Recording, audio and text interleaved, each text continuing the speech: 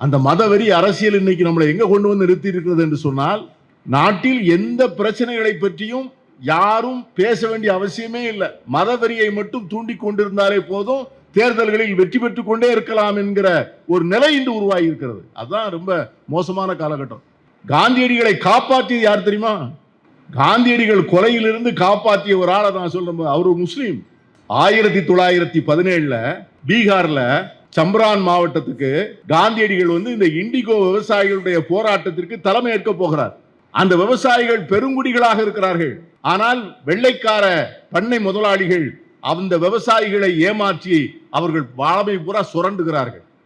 அந்த விவசாயிகளை ஒன்று திரட்டி போராட்டம் செய்ய போகிற மகாத்மா அங்கே போய் தங்கின உடனே அந்த தொழிலாளர்கள் ஆயிரக்கணக்கிலே திரளுகிறார்கள். இதை பார்த்து வெள்ளைக்கார முதலாளிகளுக்கு அச்சம் வருகிறது.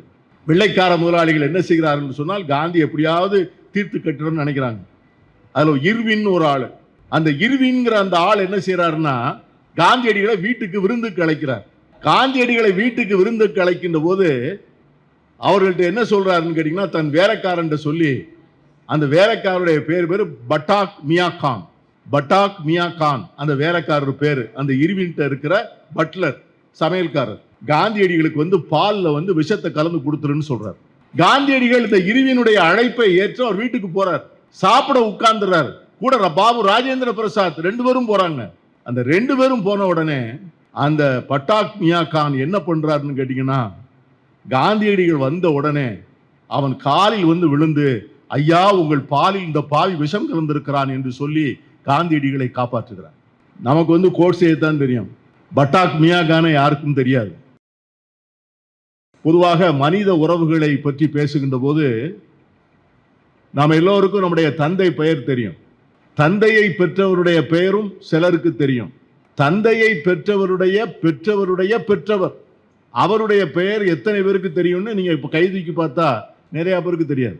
உங்க தாத்தாவுடைய தாத்தா யாரு? இந்த கூட்டத்தில் எத்தனை பேர் சொல்ல முடியும் என்னுடைய தாத்தாவுடைய தாத்தா யாருன்னு? ஒரு 100-200 பேர் இருக்க இடத்துல 2 பேர் தான், 1% தான் சொல்ல முடியும்.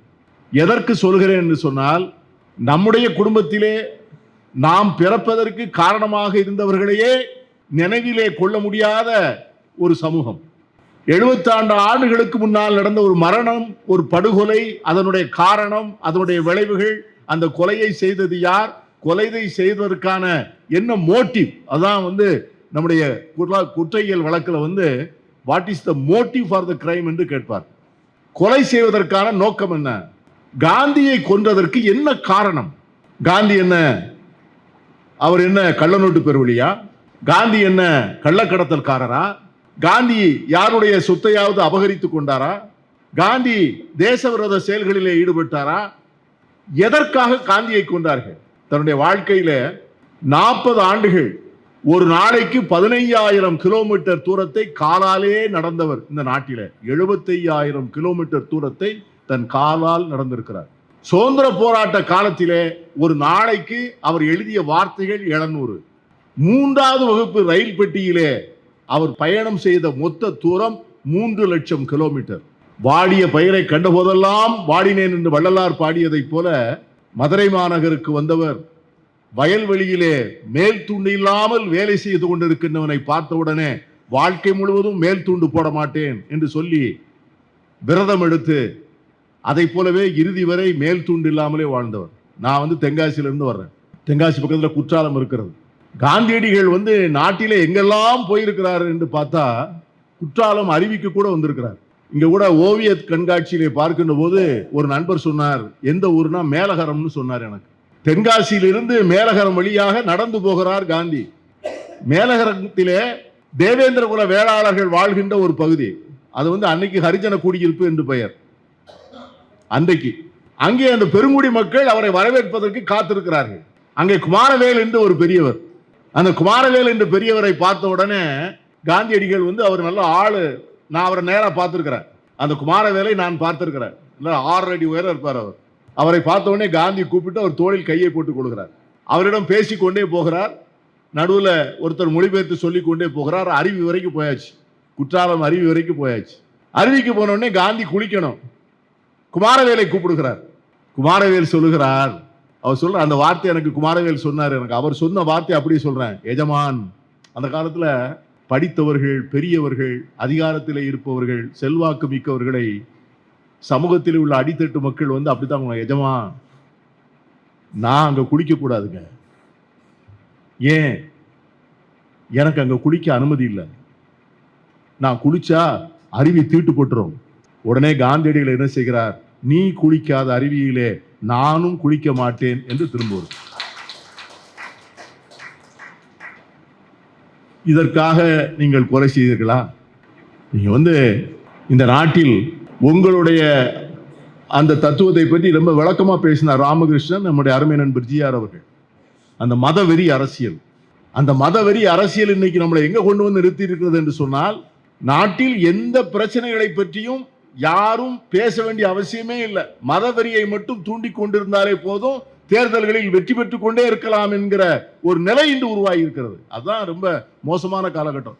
நேற்று சி ஓட்டர் சர்வேன்னு ஒன்று வந்திருக்கு. அகில இந்திய அளவில் மக்கள், the mood of the nation என்று அதை ஆங்கிலத்திலே சொல்லி அந்த சி ஓட்டர் என்கிற நிறுவனம் வந்து அதை வெளியிடுகிறது. அந்த சி ஓட்டர் நிறுவனம் வெளியிட்டிருக்கிற தகவல் படின்னு பார்த்தா, இன்றைக்கு தேர்தல் நடந்தால் தேசிய ஜனநாயக கூட்டணிக்கு 320 இடங்கள் கிடைக்கும் அப்படின்னு போடுறாங்க. பிரதமர் மோடியினுடைய செயல்பாடு எப்படி அப்படின்னா 54 விழுக்காடு மக்கள் அதை பாராட்டி ஏற்றுக்கொள்கிறார்கள். எதற்கு பிறகு இந்த நாட்டில் வந்து கடந்த 10 ஆண்டுகளாக நடந்திருக்கின்ற பல்வேறு செயல்பாடுகளை எல்லோரும் டிமானிட்டைசேஷன் இருந்து பார்த்து கொண்டிருக்கிறோம். பணமதிப்பிழப்பு நடவடிக்கையிலிருந்து பார்த்து கொண்டிருக்கிறோம். பணமதிப்பிழப்பு நடவடிக்கையை வந்து நம்முடைய முன்னாள் பிரதமர் மறைந்து போன மன்மோகன் சிங் அவர்கள் தன்னுடைய அருமையான வார்த்தைகளிலே சொன்னார்கள், an organized loot, a legalized blunder ன்னு சொன்னார். ஏன் இன்னும் நமக்கு தெரியுமா இன்னும் எவ்வளவு ரூபாய் திரும்ப வந்திருக்குன்னு இன்னைய வரைக்கும் கணக்கு வரல. இன்றைய தேதி வரை அந்த பண மதிப்பிழப்பு நடவடிக்கையின் மூலம் எவ்வளவு பணம் மீண்டும் வங்கிக்கு வந்தது அந்த கணக்கை சரி செய்து அதற்கு பதிலாக வெளியே வழங்கப்பட்ட நோட்டுகளுடைய எண்ணிக்கையும் சரிதான் என்று இதுவரை யாராலையும் சான்றிதழ் அளிக்கப்படல. கடைசி 3 நாளைக்கு முன்னாலே அதை நிறுத்திட்டாங்க. நான் நினைவூட்டுவதற்காக நான் சொல்றேன், நம்ம எதையெல்லாம் மறந்திருக்கிறோம். எவ்வளவு பெரிய இன்னைக்கு வந்து ஊழல் இல்லாத அரசாங்கம் என்று மோடி தன்னைத்தானே பாராட்டிக் கொள்கிறார். என்ன நடந்தது? எத்தனை லட்சம் கோடி வந்ததுன்னு தெரியல. ஆனா மொத்தமா 18 லட்சம் கோடி வந்ததுன்னு சொல்லிட்டாங்க. 18 லட்சம் கோடிக்கு உள்ள பணத்தை வெளியே எடுத்தாகி விட்டது. வந்த பணம் எவ்வளவு என்று கணக்கு போட்டு சான்றிதழ் சொல்ல வேண்டாமா? ஒரு 15 லட்சம் தான் வந்திருந்ததுன்னு வச்சுக்கோங்க. 3 லட்சம் கோடி எங்கே? ஒவ்வொன்றாக கோவிட் வந்தது. கோவிட் வந்த உடனே என்ன பண்ணீங்க? பிரதமருக்குன்னு நிதி சேர்த்தீங்க. பிரதமர் பேராலே நிதி சேர்த்தீங்க. அந்த நிதியை வந்து நீங்க வந்து கணக்கு கொடுத்தீங்களா? இந்திய கணக்கு தணிக்கையாளருடைய தணிக்கைக்கு அதை கொடுத்தீர்களா? இல்ல. இதுவரைக்கும் கணக்கு சொல்லியிருக்கீங்களா? இல்ல. பொதுத்துறை நிறுவனங்களில் இருந்து ஆயிரக்கணக்கான கோடிகளை நீங்கள் வாங்கியிருக்கிறீர்கள். ஒரு அரசியல் கட்சி நேற்றைய தினம் தன்னுடைய கணக்கு வழக்கு செலவுகளை வந்து வெளியிட்டிருக்கிறது. அதனுடைய பிக்சட் டெபாசிட் மட்டும் 13,000 கோடி ரூபாய் இருப்பு நிதி. 13,000 கோடி ரூபாய் ஒரு அரசியல் கட்சி வந்து கணக்கில் வைத்திருக்கிறது என்று சொன்னால், கணக்கில் இல்லாமல் இருப்பதை பற்றி நான் பேச தயாரா இல்லை. இந்த பணம் யார் கொடுத்தது? நீதிமன்றத்தை பற்றி பேசினார். நீதிமன்றம் வந்து எலக்ட்ரல் பாண்ட், தேர்தல் பாண்டுல வசூல் பண்ணது தப்பு, அது பெரிய முறைகேடு அப்படின்னு தீர்ப்பளிச்ச நீதிமன்றம் அதன் மூலம் வந்த பணத்தை கட்டுன்னு சொல்லணும்ல. இதுவரைக்கும் சொல்லியிருக்காங்களா? என் அருமை நண்பர்களே, இந்தியாவினுடைய வெளியுறவு கொள்கை முழுமையாக தோற்று போச்சு. நம்மை சுற்றி இருக்கின்ற எந்த நாட்டிலும் நம்முடைய நண்பர்கள் இல்லை. இன்னைக்கு வந்து இலங்கையை எடுத்துக்கொள்ளுங்கள், பாகிஸ்தானை எடுத்துக்கொள்ளுங்கள், நேபாளை எடுத்துக்கொள்ளுங்கள், மியான்மரை எடுத்துக்கொள்ளுங்கள், பங்களாதேஷை எடுத்துக்கொள்ளுங்கள், மால்தீவ்ஸை எடுத்துக்கொள்ளுங்கள். இவர்களெல்லாம் ஒரு காலத்திலே இந்தியாவுடைய நேச நாடுகள் 2014 வரை. எதற்கு சொல்கிறேன்னு சொன்னா, இவ்வளவு பொருளாதார ரீதியாக, அரசியல் ரீதியாக, சமூக ரீதியாக சீரழிந்த பிறகும் கூட இந்த நாட்டிலே 54 விழுக்காடு வாக்குகள் வாங்கி வெற்றி பெற முடியும் என்கிற நிலை மக்கள் மத்தியிலே இருந்தால் அதற்கு என்ன காரணம் என்பதைத்தான் காந்தியினுடைய கொலை வந்து நமக்கு நினைவூட்டணும். அமெரிக்க டாலர் வந்து இன்னைக்கு கோயம்புத்தூர்ல இருக்கிறீங்க, அதிகமாக அந்நிய செலவாணியை ஈட்டி தருகின்ற மாவட்டம் இந்த மாவட்டம், இது திருப்பூர்லாம். $92 வந்து நீங்க நாளைக்கு வெளிநாட்டிலிருந்து இயந்திரங்களை இறக்குமதி செய்கின்ற போது எவ்வளவு பெரிய தொகையை நீங்க கொடுக்க வேண்டியது இருக்கும். யாராவது அதை பற்றி பேசுகிறோமா? டாலர் ஏறுகிறதே, 92 ரூபாய்க்கு போய்விட்டது. சமையல் கேஸ்ல இருந்து பெட்ரோல், டீசல், நமக்கு வர வேண்டிய அத்தனை வெளிநாட்டிலையும் நேற்று ஒரு பெரிய ஒப்பந்தம் போட்டதாக பத்திரிகைகள் எல்லாம் எழுதுகிறார்கள். யூரோப்போட பத்திரிகை ஒப்பந்தம் போட்டுட்டோம், நாளைக்கே வந்து இந்தியா வந்து பெரிய வளர்ச்சி அடைஞ்சிடும் சொல்லி ஒரு புள்ளி வரம் சொல்லுகிறது நண்பர்களே. அது 2 வரியில வந்திருக்கு பத்திரிகையில. அடுத்த 2 ஆண்டுகளில் இந்தியாவிலே ஐரோப்பிய நாடுகளுடைய ஏற்றுமதி வந்து 200 மடங்கு இறக்குமதி அதிகரிக்கும் சொல்றாங்க. ஐரோப்பிய நாடுகளுடைய இறக்குமதி இன்னும் 2 ஆண்டுகளிலே 200 மடங்கு அதிகரிக்கும் என்று சொல்லுகிறான். அங்கிருந்து சாக்லேட் வரும், அங்கிருந்து பிஸ்கட் வரும், அங்கிருந்து கேக் வரும். உன் சரக்கை யார் வாங்குவா? ஆனா யாரும் அதை பற்றி பேச மாட்டோம். நம்ம இன்னைக்கு பேசுறத வந்து என்ன பேச போறோம்? இன்னைக்கு வந்து உலகத்திலே மிக உயரமான அனுமார் சிலை, உலகத்திலே வந்து இந்த கோயில்களுக்குள் இவர்களெல்லாம் வரக்கூடாது. காந்தியடிகள் வந்து அவர் சொன்ன இந்து மதம் என்பது வேறு, அதை நல்லா சொன்னாரு. ராம், அவரும் ராம் தான் சொன்னாரு, கோட்சையும் ராம் தான் சொல்றாரு. ஆனா காந்தியடிகளுடைய ராமருக்கும் கோட்சையுடைய ராமருக்கும் உள்ள அந்த வித்தியாசம் இருக்கிறது அல்லவா, அதுதான் காந்தியடிகள் கொலை உண்டதற்கான காரணம். அவங்க அந்த ராமரை அவர்கள் ஏற்றுக்கொள்ளவில்லை, காந்தியடிகள் கொண்டாடுகின்ற ராமரை அவர்கள் ஏற்றுக்கொள்ளவில்லை. காந்தியடிகளுடைய ராமர் யார் என்று சொன்னால், ஏழை வேடனுக்கு அம்பி நின்ற அம்பி நாம் 4வரோடு 5வரானோம் என்று சொல்லி அந்த வேடனை கூட தன் உடன்பரப்பாக ஏற்றுக்கொண்ட ராமன் தான் காந்தியடிகள் கண்ட ராமன். ஆனா நீங்க என்ன சொல்றீங்க? இன்னைக்கு அந்த 4 புனிதமான சிவாலய தலங்களுக்குள் நீங்க யாரும் வரக்கூடாதுங்கிறீங்க. உலகத்திலே நண்பர்களே, ஆலயங்களுக்குள் வரக்கூடாது என்கிற பிரச்சாரத்தை ஒரு மதவெறி அரசியலாக மாற்றி அதை முன்னெடுக்கின்ற தத்துவத்தை மக்களை கொண்டாட செல்கின்ற மனநிலைக்கு கொண்டு வந்திருக்கின்ற இந்த அரசியலை எதிர்த்து போராடுவதுதான் முதல்ல. எந்த ஆலயமும், அது தேவாலயமாக இருந்தாலும் சரி, குருத்துவாராக்களாக இருந்தாலும் சரி, பள்ளிவாசல்களாக இருந்தாலும் சரி, இந்து ஆலயங்களாக இருந்தாலும் சரி, இறைவன் எல்லோருக்கும் பொதுவானவன். வான்னு தான் கூப்பிடணும். தாய்மானவர் பாடுகிறார், அண்டகார சிவம் கொட்டி கிடக்கிறது என்கிறார். தாய்மானவர் பாடுறார், அண்டகார சிவம் கொட்டி கிடக்கிறது, காகத்தை பாரடா, அது தன் உறவினர்களை எல்லாம் அழைத்து உண்கிறதே, என் சிவன் கொட்டி கிடக்கிறது ஏகமாய், உலகத்தோரே ஜெகத்தீரே வந்து பருகுங்கள் என்று சொல்லுகிறார். சிவனுடைய அருளை அன்பை, அதுதான் மதம், அதுதான் ஆன்மீகம். ஆனா இன்னைக்கு வந்து மதவெறி அரசியல், இன்னைக்கு வந்து இஸ்லாமிய வெறுப்பு என்பதுதான், அல்லது சிறுபான்மை மதங்கள் அவர்கள் மீது உள்ள வெறுப்பு மட்டும்தான் வாக்குச்சீட்டுகளை பெற்றுத்தரக்கூடிய ஒரே யுக்தியாக மாறி போயிருக்கிறது இந்த நாட்டிலே 80 விழுக்காட்டு மக்கள். அதை ஏன் என்று கேட்பதற்கான காலம் வருவரை இந்த நாட்டில் இனிமேல் ஜனநாயகம், சமத்துவம், சமூக நீதி இருக்குமா என்கிற கேள்வியை தான் ஜிஆர் எழுப்பினார். காந்தியடிகளை கொண்டது கோட்சே. காந்தியடிகளை காப்பாற்றியது யார் தெரியுமா? காந்தியடிகள் கொலையிலிருந்து காப்பாற்றிய ஒரு ஆளை நான் சொல்றேன். அவர் முஸ்லீம். 1917 பீகார்ல சம்பரான் மாவட்டத்துக்கு காந்தியடிகள் வந்து இந்த இண்டிகோ விவசாயிகளுடைய போராட்டத்திற்கு தலைமை ஏற்க போகிறார். அந்த விவசாயிகள் பெருங்குடிகளாக இருக்கிறார்கள். ஆனால் வெள்ளைக்கார பண்ணை முதலாளிகள் அந்த விவசாயிகளை ஏமாற்றி அவர்கள் வாழ்வை பூரா சுரண்டுகிறார்கள். அந்த விவசாயிகளை ஒன்று திரட்டி போராட்டம் செய்ய போகிற மகாத்மா அங்கே போய் தங்கின உடனே அந்த தொழிலாளர்கள் ஆயிரக்கணக்கிலே திரளுகிறார்கள். இதை பார்த்து வெள்ளைக்கார முதலாளிகளுக்கு அச்சம் வருகிறது. வெள்ளைக்கார முதலாளிகள் என்ன செய்கிறார்கள் சொன்னால், காந்தி எப்படியாவது தீர்த்து கட்டணும்னு நினைக்கிறாங்க. அதுல இர்வின் ஒரு ஆள், அந்த இர்வின்ங்கிற அந்த ஆள் என்ன செய்யறாருன்னா, காந்தியடிகளை வீட்டுக்கு விருந்துக்கு அழைக்கிறார். காந்தியடிகளை வீட்டுக்கு விருந்துக்கு அழைக்கின்ற போது அவர்கள்ட்ட என்ன சொல்றாருன்னு கேட்டீங்கன்னா, தன் வேலைக்காரன் சொல்லி, அந்த வேலைக்காரருடைய பேரு பட்டாக் மியா கான் அந்த வேலைக்காரர் பேரு. அந்த இர்வின்ட்ட இருக்கிற பட்லர், சமையல்காரர், காந்தியடிகளுக்கு வந்து பால்ல வந்து விஷத்தை கலந்து கொடுத்துருன்னு சொல்றார். காந்தியடிகள் இந்த இர்வினுடைய அழைப்பை ஏற்று அவர் வீட்டுக்கு போறார். சாப்பிட உட்கார்ந்துறார். கூட பாபு ராஜேந்திர பிரசாத் 2 பேரும் போறாங்க. அந்த 2 பேரும் போன உடனே அந்த பட்டாக் மியா கான் என்ன பண்றாருன்னு கேட்டீங்கன்னா, காந்தியடிகள் வந்த உடனே அவன் காலில் வந்து விழுந்து, ஐயா உங்கள் பாலில் இந்த பாவி விஷம் கலந்திருக்கிறான் என்று சொல்லி காந்தியடிகளை காப்பாற்றுகிறார். நமக்கு வந்து கோட்சேயை தான் தெரியும், பட்டாக் மியா கானை யாருக்கும் தெரியாது. இதை எதற்கு நான் சொல்கிறேன் என்று சொன்னால், இந்த இஸ்லாமிய வெறுப்புக்கு என்ன காரணம், அதற்கு பின்னால என்ன லாஜிக், அதுதான் நம்ம கேட்கிறோம். இன்னைக்கு காந்தியடிகள் இன்னைக்கு கடந்த டிசம்பர் மாதம் மட்டும் இந்தியாவில் முக்கியமான ஒரு மாதத்தில் மட்டும் 3 பேரை உயிரோடு தோல் உரித்து கொளுத்தி கொண்டிருக்கிறார்கள். லிஞ்சிங். ஒடிசாவில் 1, கேரளாவில் 1, திரிபுராவில் 1. என்ன காரணம் என்றால், ஒரே காரணம், அவங்க பங்களாதேஷி. நேற்று ஒரு முதலமைச்சர் பேசுகிறாரு, அசாமினுடைய முதலமைச்சர். வெக்கமா இருக்க, ஒரு காலத்துல காங்கிரஸ்காரரா இருந்தார். அவர் சொல்றாரு, பங்காளி மொழி பேசுகிற இஸ்லாமியர்களை சித்திரவதை செய்யுங்கள் அப்படின்னு ஒரு முதலமைச்சர் பேசுகிறார். பகிரங்கமா பேசுறார். அவன் அந்த ஊர்ல பெரிய மோலாளியா இல்ல, ரிக்ஷா இழுக்கிறான்.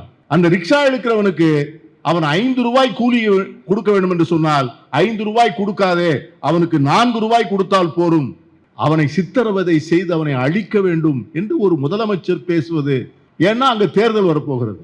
இப்படி ஒரு வெறுப்பு அரசியலை, இப்படி ஒரு இன அழிப்பு அரசியலை முன்னெடுத்து சமூக நீதி, பொருளாதாரம், எல்லாரையும் உள்ளடக்கிய பொருளாதார வளர்ச்சி, மனித நேயம், இவற்றையெல்லாம் கொல்வதற்கான ஒரு முன்னெடுப்பு நீதிமன்றங்களிலே அமர்ந்திருக்கின்ற நீதிபதிகளை பற்றி சொன்னார்.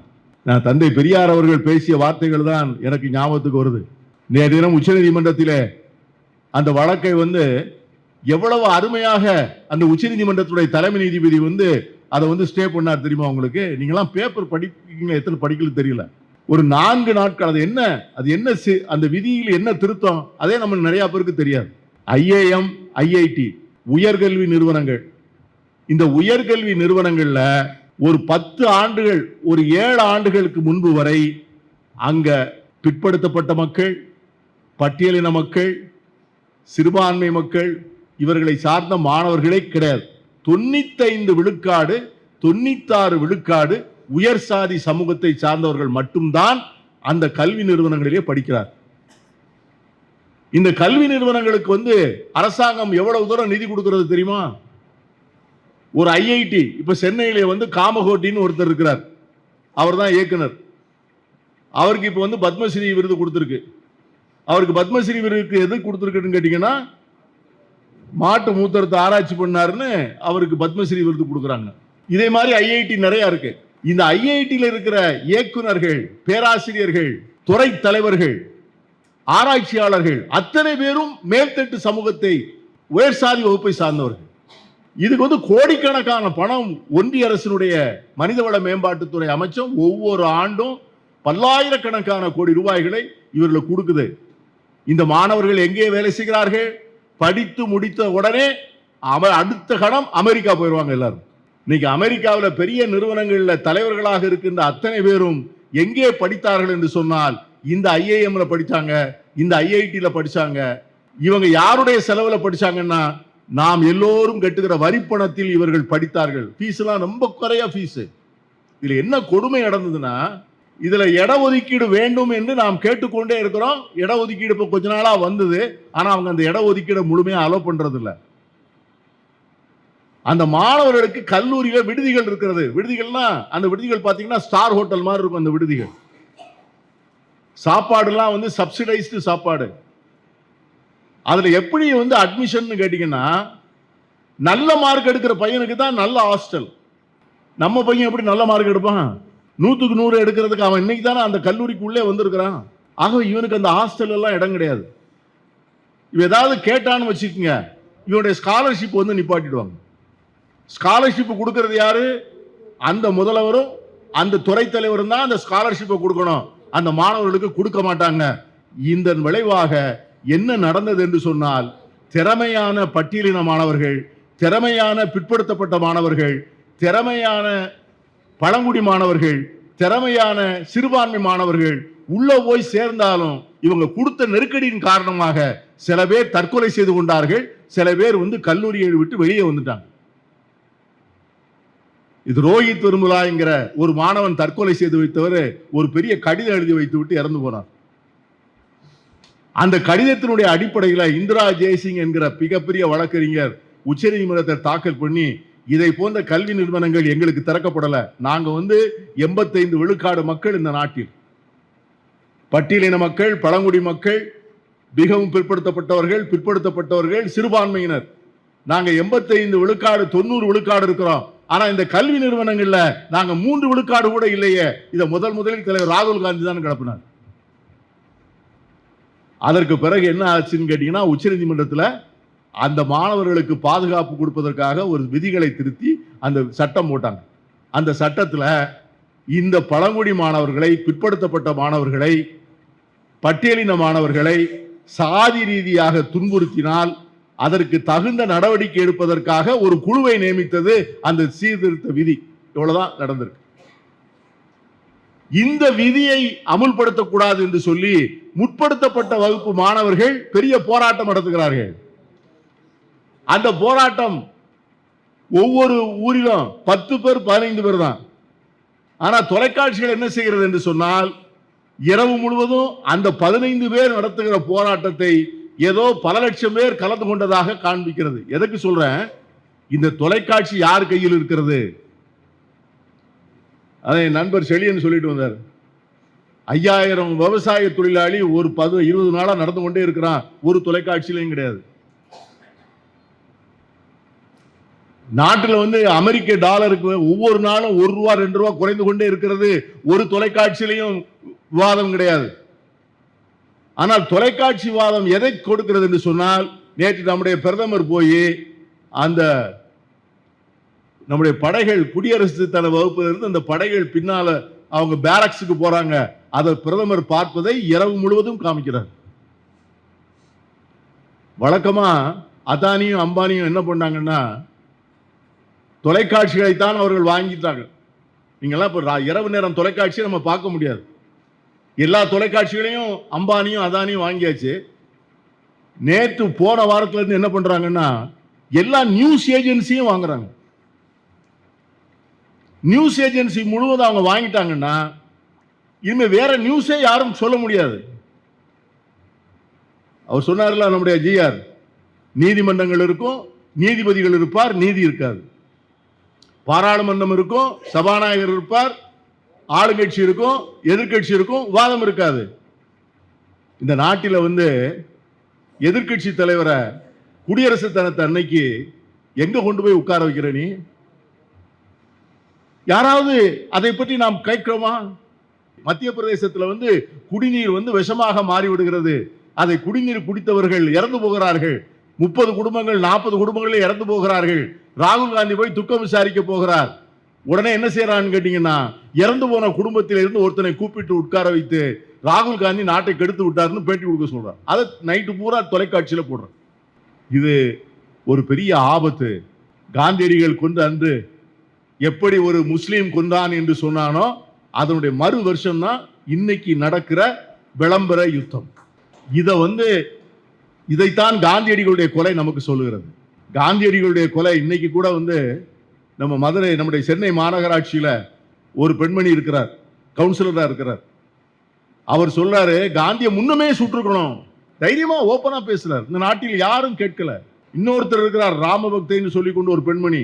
அவர் ஜனவரி மாதம் 30ஆம் தேதி காந்தியடிகளுடைய கட் அவுட்டை வைத்து அதை சுட்டு அதை வீடியோ எடுத்து போடுறார். காந்தியடிகள் ஒவ்வொரு நாளும் இறந்து கொண்டே இருக்கிறார். ஆனால் என் அருமை நண்பர்களே, அவர் ஒவ்வொரு நாளும் இறக்கிறாரோ இறக்கவில்லையோ, ஆனால் ஒவ்வொரு நாளும் உயிர்த்து எழுந்து கொண்டே இருக்கிறார் என்பதுதான் காந்தியடிகள் இருக்கிற மிகப்பெரிய அந்த பணியைத்தான் இன்னைக்கு மக்கள் ஒற்றுமை மேடை செய்திருக்கிறார். மக்கள் மறந்து கொண்டே இருப்பார்கள். நம்முடைய கடமை நாம் நினைவூட்டி கொண்டே இருக்க வேண்டும். அந்த மறதி ரொம்ப ஆபத்தானது.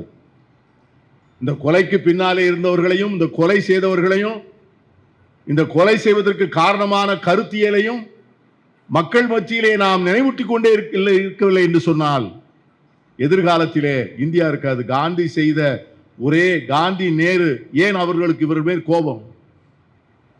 காந்தி மேலையும் நேரு மேலையும் உங்களுக்கு ஏன் நெஞ்சம் நிறைய இன்னும் விரோதம்? காந்தியும் நேரும் இல்லை என்று சொன்னால் 100 ஆண்டுகளுக்கு முன்பே இந்த நாட்டை அவர்கள் ஆட்சியை பிடித்திருப்பார்கள். அதான் அவங்களுக்கு கவலை. RSS இயக்கம் இன்னைக்கு 100 ஆண்டுகளை கொண்டாடுகிறது. காந்தியும் நேருவும் இல்லை என்று சொன்னால் இன்னைக்கு தான் அவங்க சொல்றாங்க, இது இந்து ராஷ்டிரம் நாங்க கொண்டாந்துட்டோம், ஆல்மோஸ்ட் வந்தாச்சுங்கிறாங்கல்ல. காந்தியும் நேரும் இல்லை என்று சொன்னால் 100 ஆண்டுகளுக்கு முன்பே அவர்கள் கனவுகள் நினைவுகளாயிருக்கும். ஆனால் காந்தியும் நேருவும் இருந்த காரணத்தினால்தான் காந்தி மேல ராமகிருஷ்ணன் சொன்னார், பல கருத்து வேறுபாடுகள் இருக்கு. காந்தியடிகளோட எல்லா விஷயத்திலும் எல்லாரும் ஒற்று போல. இன்னைக்கு கூட சிராவேல் என்கிற ஊர்ல நம்முடைய முதலமைச்சர் ஜீவாவுடைய ஆசிரமத்தினுடைய நினைவு கட்டிடத்தை திறக்கிறார். காந்தியடிகள் அங்கே போகிறார். பார்த்தேன், அந்த மனுஷன் எங்கெல்லாம் போயிருக்கிறார். சிராவையில் நீங்க அந்த கிராமத்துக்கு போனீங்கன்னா ஒற்றையடி பாதை. இன்னைக்கு கூட ஒரு கார் கூட போக முடியாத ஒரு பாதை. அதிலே கூட காந்தி நடந்து அந்த ஆசிரமத்துக்கு போயிருக்கிறார். அந்த ஆசிரமத்துக்கு போனவர் ஜீவாவை பார்த்திருக்கார். அப்ப ஜீவாவத்தை கேட்கிறாரு, தொழிலின் அடிப்படையில் 4 வர்ணமாக பிரித்து வைத்திருக்கிறார்களே, அதில் உங்களுக்கு உடன்பாடு உண்டா மகாத்மான்னு கேட்கிறார். காந்தியடிகளை பார்த்து கேட்கிறார். 4 வர்ணமா பிரிச்சு வச்சிருக்காங்களே, அதுதான் தர்மம் என்று சொல்லுகிறார்களே, அந்த தர்மத்தில் உங்களுக்கு உடன்பாடு உண்டான்னு கேட்ட உடனே காந்தி சொல்லுகிறார், ஆமாம் எனக்கு உடன்பாடு உண்டுங்கிறார். ஜீவாவுக்கு ஒரே ஷாக். அடுத்து ஜீவா கேட்கிறாரு, ஒரு பிராமணன் மிகப்பெரிய தப்பு, கொலை, கொள்ளை, காம வெறி செய்தால் அவன் சூத்திரன் ஆயிடுவான்ல அப்படின்னு கேட்கிறார். காந்தியடிகள் சொல்றாரு, அப்படி ஆக மாட்டான், அவன் கெட்ட பிராமணன், நான் நல்ல வைசியன்கிறார். நொறுங்கி போகிறார் ஜீவா. ஆனாலும் கூட தான் நடத்துகிற ஆசிரமத்துக்கு மகாத்மா காந்தி ஆசிரமம் என்றுதான் வைக்கிறார். தந்தை பெரியார் மாறுபட்டார், பாபா சாஹேப் டாக்டர் அம்பேத்கர் அவர்கள் மாறுபட்டார். காந்தியடிகள் வாழ்ந்தபோது பல்வேறு இடங்களில், ஆனால் அவருடைய வாழ்க்கையினுடைய ஒவ்வொரு கட்டத்தையும் பார்த்தால் அது உண்மையை தேடி ஓடுகிற பயணமாக நான் மாபெரும் தவறுகளை செய்திருக்கிறேன்னு சொல்றார். காந்தியடிகள் சொல்றார், மாபெரும் தவறுகளை செய்திருக்கிறேன், பாதகங்களை செய்திருக்கிறேன், ஆனால் இவை எல்லாவற்றையும் மீறி என்னுடைய வாழ்க்கை உண்மையை தேடிக்கொண்டே ஓடுகிற ஒரு பயணம். அந்த உண்மை என்பதை நான் இன்னும் என்னுடைய வாழ்க்கையிலே நான் அதை அடைய முடியவில்லை. அந்த உண்மையை அடைவதற்காக நான் உயிரை கூட கொடுப்பேன். அவர் சொல்றாரு, ஒரு பள்ளி வாசலுக்குள்ளே உட்கார்ந்து பகவத்கீதையை கையிலே வைத்துக் கொண்டு என்னால் பைபிளை தியானிக்க முடியும்னு சொல்றாரு. இதை விட ஒரு பெரிய ஆன்மீகம் என்ன இருக்கும்? அப்படியெல்லாம் வாழ்ந்த ஒரு மகான், அவனை ஏன் கொலை செய்தீர்கள்? அவரை கொலை செய்ய காரணம் என்ன? அதுக்கு என்ன ஒரே காரணம் என்றால், அந்த காரணத்தை மிக விளக்கமாக, மிக தைரியமாக நீதிமன்றத்திலே பிரமாண வாக்குமூலம் மூலம் தாக்கல் செய்கிறார். அவரை கொண்ட நாதுராம் கோட்சே. எப்படி ராமன் ராவணனை கொண்டானோ, எப்படி கிருஷ்ணன் கம்சரை கொண்டாரோ, எப்படி அர்ஜுனன் பீஷ்மரை கொண்டாரோ, அதை போல நான் காந்தியை கொண்டேன். என் சனாதன தர்மப்படி, என் பகவத்கீதை சொல்லுவதுபடி நான் செய்தது நியாயம், அது முறை, அது தர்மம் என்று நான் நினைக்கிறேன் என்று பிரமாண வாக்குமூலம் தாக்கல் செய்திருக்கிறார். அதைத்தான் நம்ம இப்ப ஜி.ஆர். சாமிநாதன் கேட்கணும். நீதியரசர் ஜி.ஆர். சாமிநாதன் அவர்களே, நீங்கள் அமர்ந்திருக்கிற பீடம் இருக்கிறது அல்லவா, இன்றைக்கு உயர்நீதிமன்றத்தினுடைய நீதிபதி ஆசனத்திலே அமர்ந்திருக்கிறீர்கள்.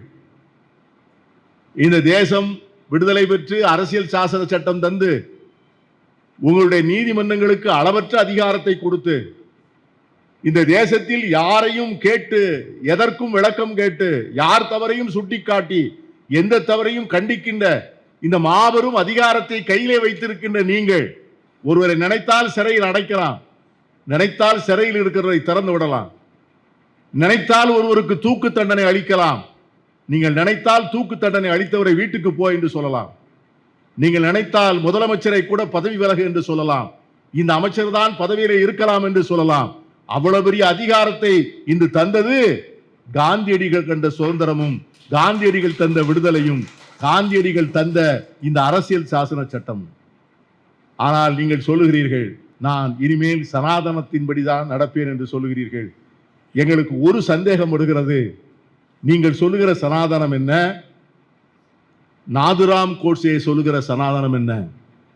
இது இரண்டும் ஒன்றுதானா அல்லது இரண்டும் வேறா? காந்தியடிகளுடைய நினைவு நாளாகிய இன்று அந்த கேள்வியை நாம் வைப்போம். ஏனென்றால் அந்த நீதிமன்றத்திலிருந்து வந்த வார்த்தைகள் சாதாரண வார்த்தைகள் அல்ல. அந்த வார்த்தைகள் இந்த நாட்டு மக்களுக்கு விளக்கம் தர வேண்டும். காந்தியடிகளை சாட்சியாக வைத்துக் கொண்டு கேட்போம், நாதுராம் கோட்சே சொல்லுகின்ற சனாதனம் தான் நீங்கள் சொல்லுகிற சனாதனமா என்று நாட்டு மக்களுக்கு விளக்கம் தருங்கள் என்று கேட்டு இந்த வாய்ப்புக்கு நன்றி சொல்லி அமைகிறேன்.